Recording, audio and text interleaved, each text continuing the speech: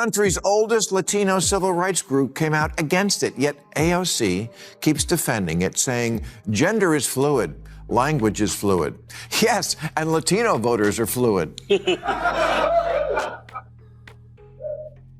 And then there's abortion, a difficult issue for the Democrats to lose on, but they're trying.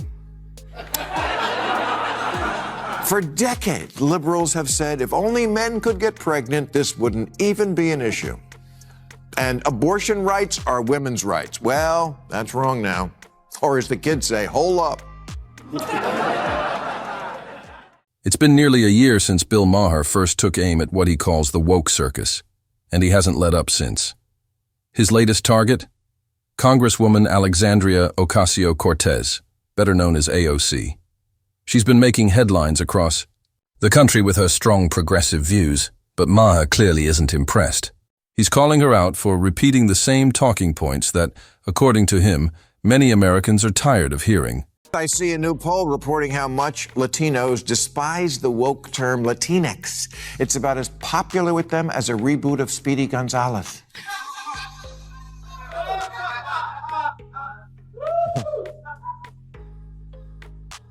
Even the country's oldest Latino civil rights group came out against it, yet AOC keeps defending it, saying gender is fluid, language is fluid.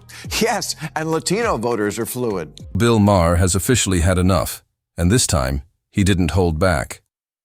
Make sure to hit that subscribe button, because things are heating up. It all started when Maher, in his usual direct style, took aim at Alexandria Ocasio-Cortez's ongoing push for far-left policies. He didn't soften his words. Instead, he said out loud what many Americans may be thinking. Are people still buying into these sweeping promises, from extreme climate warnings to ambitious economic plans? Maher made it clear he's not convinced, and he's not the only one. More and more everyday people seem to be questioning what they see as political theater packaged as activism. Maher didn't just raise concerns, he challenged the whole narrative with his trademark sharp humor and unfiltered honesty. There's abortion, a difficult issue for the Democrats to lose on, but they're trying. For decades, liberals have said if only men could get pregnant, this wouldn't even be an issue. And abortion rights are women's rights. Well, that's wrong now. Or as the kids say, hold up. When the wokey end of the progressive spectrum talks about abortion now, they shy away from that word, women, and prefer terms like birthing people or people who menstruate, because somewhere there's a trans man who's pregnant, and I say good for him, and I'll be looking for his story somewhere in a future issue of Ripley's Believe It or Not. And it looks like AOC may have finally met her match, live on national TV. Bill Maher didn't pull any punches. He posed a serious question that's been on the minds of many. Why keep promoting a political agenda that critics say is divisive, unrealistic, and out of touch with everyday Americans? Most people might take a moment to reflect or reconsider, but AOC seems fully committed to her message, continuing to promote her progressive vision, whether the public is on board or not. But here's where things took a turn. Maher wasn't just expressing frustration, he delivered a well-aimed critique, sharp and direct. It wasn't just a soundbite, it was a pointed challenge that left little room for spin or social media deflection. And what followed? It hit hard. More of them now than ever are identifying as Republican. So are Asian Americans, whose support for Democrats is down 16 points since the last election.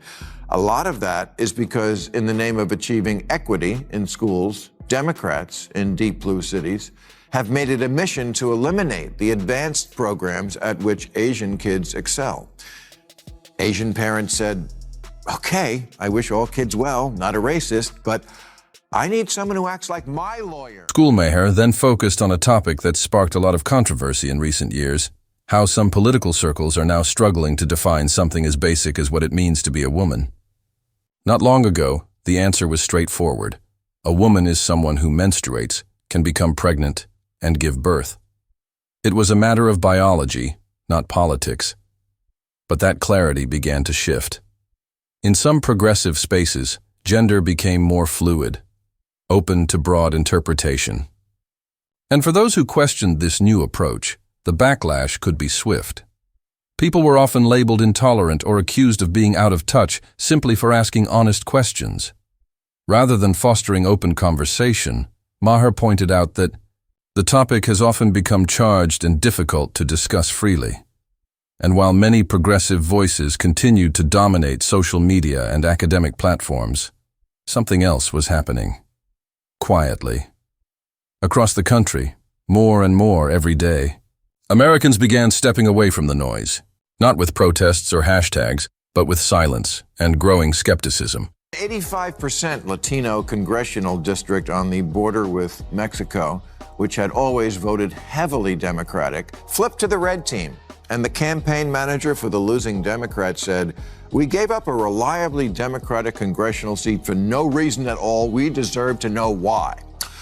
Well, aside from your terrible attitude, I'm going to tell you why. Because these voters stopped seeing your candidate as their lawyer. Because when everyday logic starts getting pushed aside, people eventually stop going along with it. What followed was a major political setback, one of the toughest the Democratic Party has faced in years. And no, it wasn't because voters suddenly became angry or extreme. It was because many felt frustrated with being told that their basic understanding of the world was somehow wrong or offensive. People didn't walk away out of hostility. They walked away because they were tired of feeling dismissed. The party didn't just lose votes, they lost trust. And rebuilding that kind of credibility is much harder than winning an election. When people feel backed into a corner long enough, they don't just go quiet, they push back. Not with protests or posts, but at the ballot box. And that's exactly what we saw unfold. If you're a parent and wanted schools to reopen a lot sooner than they did after COVID shutdowns, or think maybe your kid is getting a bad education partly because it's nearly impossible to fire a lousy teacher, yeah, you're going to say, "Congratulations, teachers, you got yourself a good lawyer." The Democratic Party's always got your back, 100%. But I've noticed my kid is kind of an idiot. So I may be looking for new representation. AOC and her allies spent years moving through solidly Democratic states as if they were untouchable, celebrated like political rock stars with free rein to promote bold and sometimes controversial ideas, from open border policies to identity-driven agendas. But here's where they miscalculated. They overlooked the quiet majority. They assumed strong support meant unconditional approval. They believed applause meant people agreed with everything, but voters were paying attention. And over time, that silence turned into action, a shift that showed up at the ballot box. Many who once showed up to her rallies stopped clapping. Just like that, the energy changed. Her core supporters started to break away, and not in small numbers. These were big shifts, and surprisingly, the group now attracting those former supporters. The Republicans, the very people AOC often criticized. It was more than just a change in mood. It was a political shakeup. Now the real question is whether this is just a temporary setback for AOC, or the beginning of a larger unraveling of her movement. Because when your platform relies more on performance than real connection, it only takes a little pressure to bring the whole thing down. As for Bill Maher, he's not just cracking jokes. He's pointing out that this isn't some legal debate. It's political theater. And he's not only watching, he's narrating the whole show. And Biden wants to cancel hundreds of billions of dollars in student debt. Okay, but the poorer 2/3 of American kids who don't get a college degree are going to say, why should the people who didn't go to college and make less money subsidize the people who did go and make more? You want me to chip in so some liberal arts college can build a bigger rock wall? You're not my lawyer.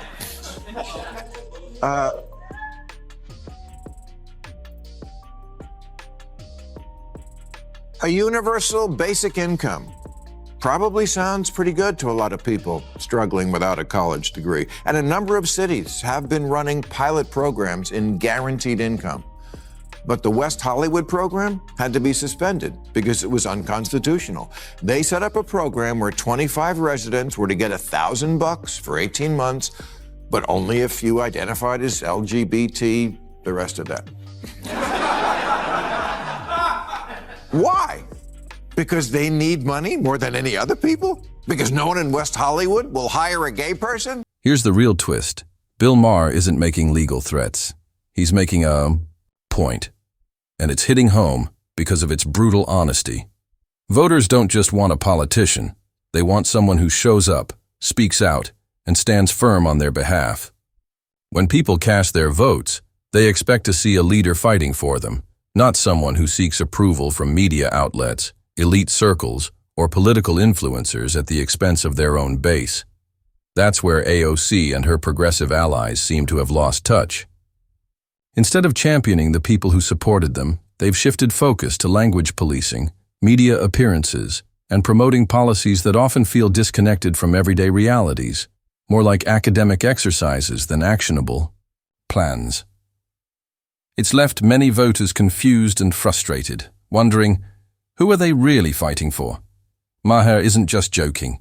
He's making a case. Every one-liner, every pointed remark fits into a larger critique. He's drawing attention to how far some of these leaders have strayed from their original promises. The same voices that once vowed to take on the system now appear to be part of it. AOC still speaks like a champion of the underdog, but to many, watching closely, it's starting to look like she's the one under scrutiny. This isn't a political rally anymore. It's a reality check. In 2020, Bernie Sanders said he would legalize marijuana on his first day as president, but that the business of selling pot would be awarded first to those who suffered most from the drug war. And you know what? I can't argue with that.